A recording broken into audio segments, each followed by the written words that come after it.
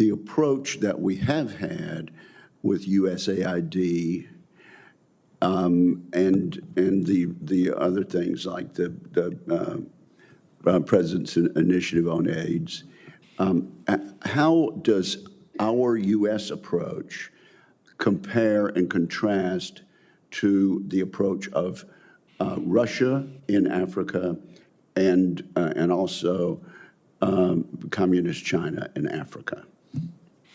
Oh, Chairman, we've always had the lead. So what you're seeing in those two competitors or challengers, they're following in our wake. They see what works as far as our influence and deepening partnerships through those soft powers, whether it be health diplomacy or whether it be in development type programs. So they're following in our wake, trying to replicate what we do best. And I think the African countries know this, and so this is where, as we start to look at going forward, as State Department starts to reset these programs, looking at what worked and what didn't work, and doubling down on what does work. I think we have enough capital built up in these countries for them to ensure their stabilization and also prosperity. The other two competitors are just trying to replicate what we do best. I can imagine a situation, though, in which the ruling elite of a country is receiving gratuities on the side that inure to the benefit of the strongman leader and not to the populace of the country. Does that sort of corruption and bribery go on with regard to the Belt and Road? Absolutely, Chairman. I see this, and I don't mind calling them out, but Captain Traore and Burkina Faso, as they know that both, whether it's their gold reserves, that is all those proceeds are just in exchange to protect the junta regime. There's a number of examples across. Even in Sudan, what's going on with the rapid support forces and Burhan of the Sudan forces, when you get down to it, is all about the revenue that can be drawn out of that. And there are nefarious actors in the CCP and sometimes Russia are complicit in those activities. Okay, well, you can't imagine how frustrating it seems to me that this mineral-rich continent has not been able to move to a utilization of the resources to benefit the people there. After all this time, it's a puzzle that we haven't unwound. Let me see if I can move to General Cavoli, and then I hope we can leave. You're aware of various voices coming from inside government here in the United States, as well as in the media, that have spoken with approval about the Russian organized referendums in 2022 in so-called overwhelming Russian-speaking provinces.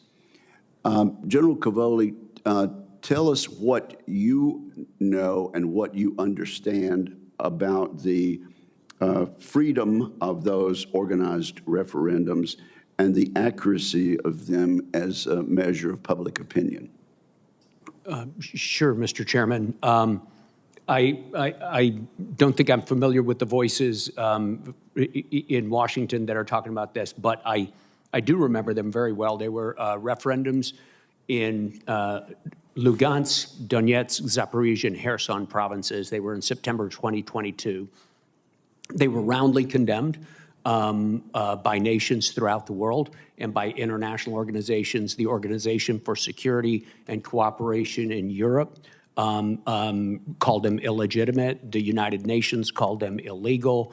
I think the only country in the world that accepted the result of those referenda, other than Russia, was North Korea. So they have widely been considered not to be legitimate for a variety of reasons about the way they took place and taking place during a conflict by an occupying power. So if members of Congress want to be informed by what happened in these referenda, if our negotiators in this peace process want to be informed by these referenda, what lesson should we take from the legitimacy of those votes? Sir, I think that anybody who wants to know about it, it's pretty well established history. It's pretty easy to find. I could certainly help direct your colleagues or anybody you want to sources on it. What conclusions can we draw? We can draw the conclusion that, you know, the Russian Federation was intent on absorbing those provinces and attempted to put a gloss of legitimacy over it by holding a referenda that had, you know, results like 99% in favor. Rigged results, correct? That was the widespread conclusion at the time in 2022. Yes, sir. And also, since you are a student of the Russian language yourself, is the fact that the Russian language is spoken in part of Ukraine, is that demonstrative of their loyalty with regard to their nationality? Well, we see linguistic minorities in countries all over the world, sir. There certainly is a dominant Russian language population in eastern Ukraine. We see a Russian language population in eastern Estonia. So it's they consider themselves loyal Estonians, do they not? Yeah, it really doesn't have much to do with sovereignty at all. I mean, we have large populations in our country that don't speak English. That's the point I was trying to make. Senator Reed, we will be going into a closed session. Do you have any questions for the open session? I have a few questions, and thank you, Mr. Chairman. General Cavoli, in your military opinion, does the U.S. agreement with Denmark to facilitate access and basing needs in Greenland meet current military requirements? Sir, I can only talk about the part of the military requirements that affect me. So our principal presence on Greenland, the United States personal presence on Greenland, is the base at Pitufik in northwestern Greenland. That is not under my operational or administrative control. That's a Space Force base. And I don't know if it's adequate for them or not. From my perspective, as both the Supreme Allied Commander and the U.S. European Command Commander, I have all the access and basing I need to prosecute the operations that we've talked about in the High North during this. So is that, from your perspective, Greenland, just to get the facts right, is within your area of operations?